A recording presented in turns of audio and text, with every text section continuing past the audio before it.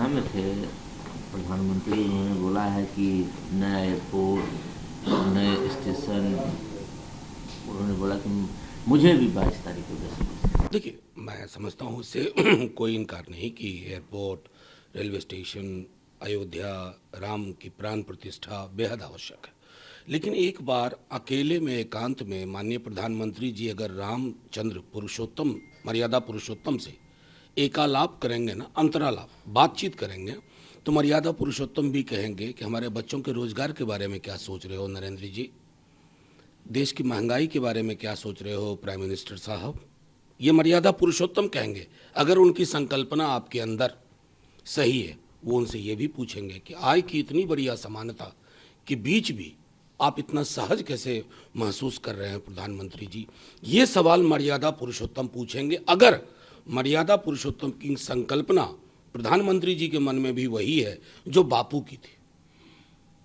अधीर रंजन चौधरी कहते हैं कि सुप्रीम कोर्ट ने मंदिर बनाने का परमिशन दिया और बीजेपी ने इसको पॉलिटिकल स्टंट दिया। देखिए, बीजेपी तो किसी भी चीज़ को पॉलिटिकल स्टंट बना सकती है, और मैं समझता हूँ कि वो दिन भी दूर नहीं कि प्रधानमंत्री जी या उनकी पार्टी के लोग कहें कि सूर्य पूरब में उगा है, ये मोदी जी की कृपा है, बोलो मोदी मोदी, तो कुछ भी हो सकता है। जब आप पूरा का पूरा रेटरिक बेस्ड पॉलिटिक्स करते हैं जिसका रियलिटी से कोई ताल्लुक नहीं होता है, तो आप किसी भी चीज़ को पर क्या कहते हैं कि अगर वैक्सीन का सर्टिफिकेट है उस पर प्रधानमंत्री जी, दुनिया में एकमात्र देश है हम जहाँ के वैक्सीन सर्टिफिकेट पर प्रधानमंत्री जी की तस्वीर है, जहाँ के हर पेट्रोल पंप पे प्रधानमंत्री जी के जित देखो उत प्रधानमंत्री जी।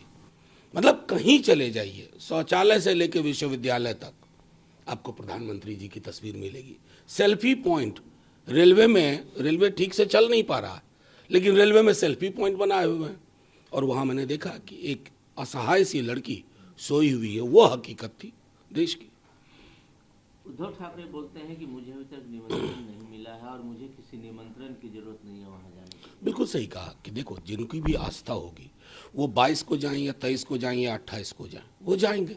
मतलब मैं तो इस बात से हैरान हूं कि कल को रामचरितमानस को भी ये भाजपा का ग्रंथ या रामायण को भी भाजपा का ग्रंथ न बताने की कोशिश करें।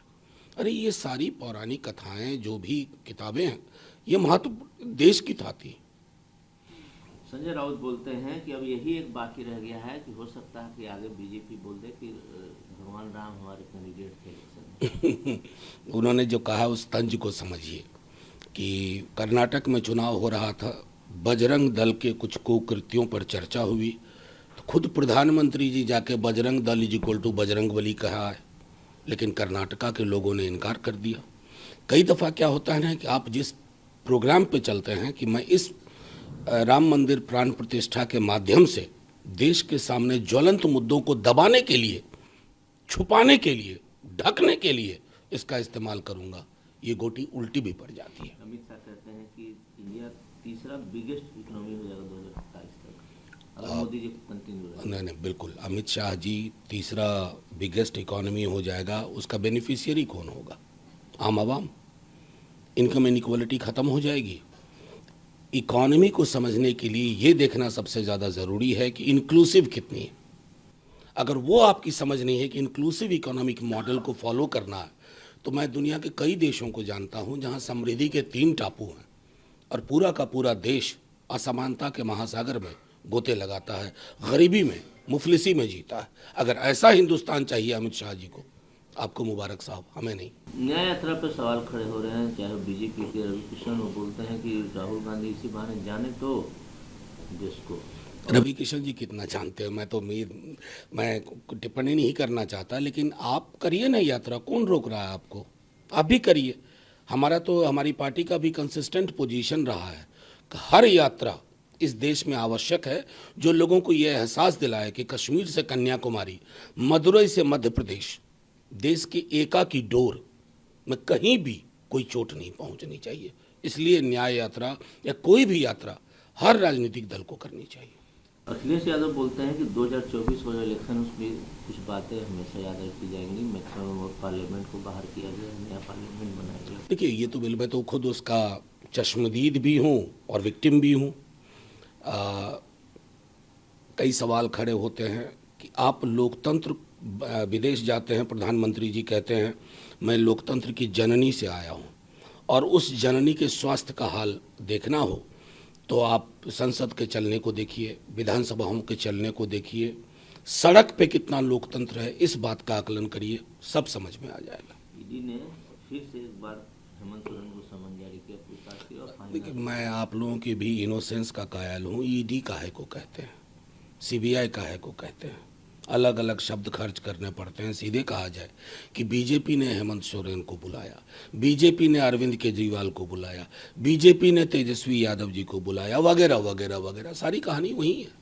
सुशील मोदी ने तो बहुत बड़ी बड़ी बात कर दी। देखिए, सुशील मोदी जी का पूरा बयान मैंने, एक बात है, पुरानी फिल्मों में एक गीत था, बेगानी शादी में अब्दुल्ला दीवाना। सुशील मोदी जी उस आदर्श चरित्र को, शादी किसी और की, ये दीवाने हो जाते हैं। सब कुछ खारिज हो चुका है जदयू की ओर से भी, वर्तमान और निवर्तमान दोनों ने।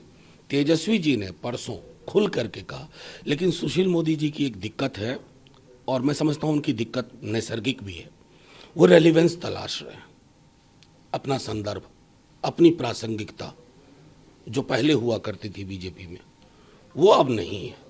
तो मैं उनको मुबारकबाद देता हूं, अगर इस प्रकार के बयानों से उनको, उनके बारे में कोई राय बने बीजेपी में, तो मैं उन लोगों में होऊंगा जिसे बेहद खुशी होगी। विनेश फोगाट ने खेल रत्न वापस कर लिया, क्या चल रहा है? भाई, ये तो सब जानते हैं, विनेश फोगाट, पुनिया, बजरंग पुनिया, उसके बाद बचता क्या है कहने को? ये जो प्रधानमंत्री जी कहते हैं ना, बेटी बचाओ बेटी पढ़ाओ, खेलेगा इंडिया तो खिलेगा इंडिया, सब बोलते ही हैं। एक व्यक्ति विशेष को बचाने के लिए, उसके कारनामों पर पर्दा डालने के लिए आप इन लोगों को सैक्रिफाइस कर रहे हैं, नोटिस नहीं ले रहे हैं। पूरी दुनिया देख रही है कितने असंवेदनशील आप लोग हैं, संवेदनहीनता आपका कैरेक्टर हो गई है। आखिरी सवाल, सब कुछ ठीक है बिहार में? ऑल वेल, सब कुछ ठीक है। देखिए, बिहार में सब कुछ ठीक है, इसलिए बीजेपी ठीक नहीं है, इसलिए हम बीजेपी की एक्टिविटीज़ को देख रहे हैं। बिहार में बीजेपी 2 सीट पाएगी, 3 सीट पाएगी, इतना भी कॉन्फिडेंस नहीं है 40 में से। तो उस मारे, और कुछ हमारे मीडिया के दोस्त भी मुगालते में आ जाते हैं, कभी गिरिराज सिंह जी ने कुछ कह दिया, कभी सुशील मोदी जी ने कुछ कह दिया, उसी को प्रमाण मान करके वो आगे बढ़ पाते हैं। टोटल पटाक्षेप है, किसी भी चीज़ पर कोई भी स्पेकुलेशन बेमानी है। ये मैंने फिर से दोहराता हूँ, खुद नीतीश जी, निवर्तमान ललन सिंह जी और तेजस्वी जी ने परसों साफ करके कह दिया है।